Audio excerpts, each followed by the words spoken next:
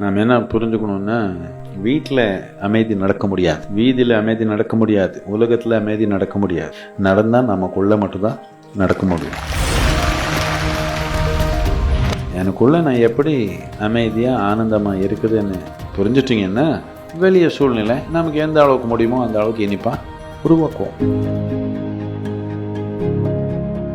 எப்பவுமே வெளியே ஒன்றும் தப்பு நடக்கலை, இல்லை நம்ம வீட்டில் எல்லாம் கற்றுக்கிறாங்க அவ்வளோதான். அமைதி ஒன்றும் கெடுத்தலையே, அவரை சும்மா கற்றுக்கிறாங்க அவ்வளோதானே.